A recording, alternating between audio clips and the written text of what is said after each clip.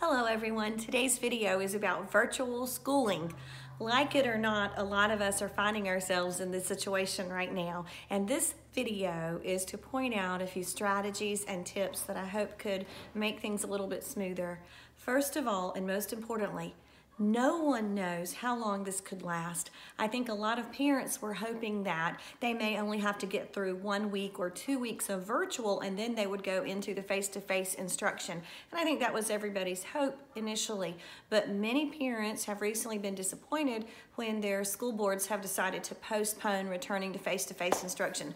So like it or not, there's pros and cons. There's obviously a lot of factors that play into these weighty decisions being made by the boards of education around the country. But it's where we are now, and so I think we just need to buckle down and attempt to have a good attitude in front of the children, because they may not really love the idea of virtual instruction either, but it's where we are, and so we need to encourage them and do all the things we can to help this be a successful school year.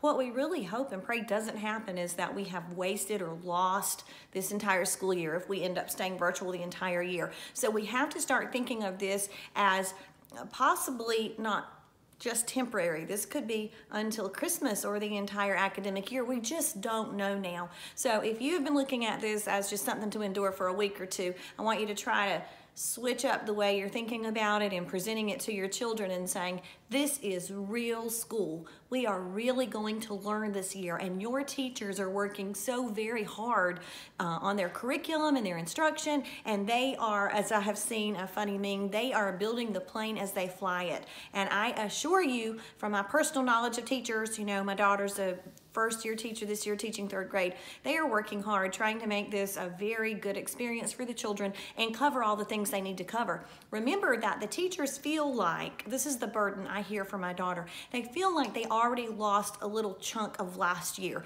So in her case, she's a third grade teacher. She's concerned that her students missed the last quarter or so of the last academic school year of second grade for her students. And so she feels this pressure to catch them up and then make progress from this point on and still get everything in them that she needs to for the third grade. They even have testing starting this coming week, and she's also, you know, somewhat anxious about that as well, and some parents may be. So I pass on all these tips to you as both a pediatrician, but also so much an advocate for the teachers trying to do the right thing by these children. Now, I also talk to a whole lot of parents these days who are trying to supervise the virtual teaching at home of their children, and they're really stressed out. So let me just give you a few tips, and I hope that you find this helpful. First of all, it is good for the children to think of this as real school. So I would encourage you to make sure they're getting adequate sleep the night before. We all need good sleep to be able to focus and concentrate and have a good attitude and alertness the next day. So it's not that we're still in summer vacation. We're not. We are now in school. They need to be going to bed at a healthy bedtime as if it is a school night, because it is. And then the next morning, in the same way, I would encourage you to have them wake up. If they're old enough to set the alarm, set their alarm. Get up out of bed, make their bed, get their clothes on, eat breakfast, brush their teeth, do all the things they would do if they were just about to get onto a school bus, okay? And then I would encourage you to set up an area in your home that's the same area every day for some routine. If you have a desk, that's great. If not, the kitchen table works, the dining room table. Try to find an area that's a little bit quieter than this very center of the home that might be louder. Ideally, you could have the kids seated in separate areas, but if they're sharing a kitchen table, that's totally fine, as long as they can hear their individual class. Now, it would be helpful to limit the distraction around them. So at least do not leave on the television when they're trying to listen to their teacher on the screen. Does that make sense? We need them focused as possible on anything around them. It's already going to be tricky enough to be at home. My daughter says she's seen several cute pets that the kids hold up to the camera for her to see. So they've already got some naturally occurring distractions, so as best you can limit any additional distractions. Also, she suggested that all the parents print out their child's schedule, and you should be able to do that from whatever platform you're using. I think she's using Google Classroom. There's a bunch of different ones, but whatever you're using, if you could print out that child's schedule, that'd be great, because sometimes the child and this is correct, accurately logs out or signs off, but then they forget at which time they're supposed to log back in for the next class, for math or for science or for whatever it is. So if you could print out a schedule and teach them to use it depending on their age, or at least you, the supervisor, could see that. We would also encourage lots of exercise. So if they could just get some outdoor time, fresh air, vitamin D, sunshine, it is so helpful for them to then refocus better on their schoolwork. So we know that you get better blood flow to the brain if you've been doing some aerobic exercise, so get them outside on the breaks they have. Also help them with time management, especially the younger ones. If they were in the classroom with the live teacher there, she would say, okay guys, this is when you work on your math worksheet right now. But at home, if they're sort of in charge of themselves, they just may be goofing off when they're supposed to be doing a specific task. So as best you can, try to keep them doing what they're supposed to be doing from that time group, that time period, and help them focus and have good time management skills for the jobs assigned to them by their teacher. Also, you know, we pediatricians have always been concerned about excessive screen time. So as best you can, try to limit your child's just for fun screen time outside of their mandatory school screen time. Okay, this is the last tip, and I think it's the best one.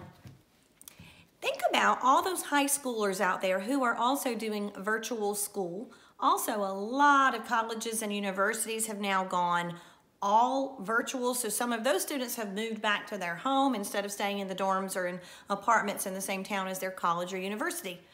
Think about this. There may be in your neighborhood a responsible, excellent student, teenager, or early 20s college student who would love to make a little bit of extra money by coming to your house and sitting with your child, maybe doing their own work, but supervising your child as well. And this could be so much of a win-win situation for you. I've spoken to so many parents, even the ones who are able to work from home, which is great, but they're actually having to do work. And so they may be in a meeting or something like that, and their child has a question about how to log in or a question about their math or reading. So think outside the box. If you can think of a student in your neighborhood, obviously if they're healthy and they wash their hands carefully and they're not out going to a lot of parties without wearing a mask, be smart about it.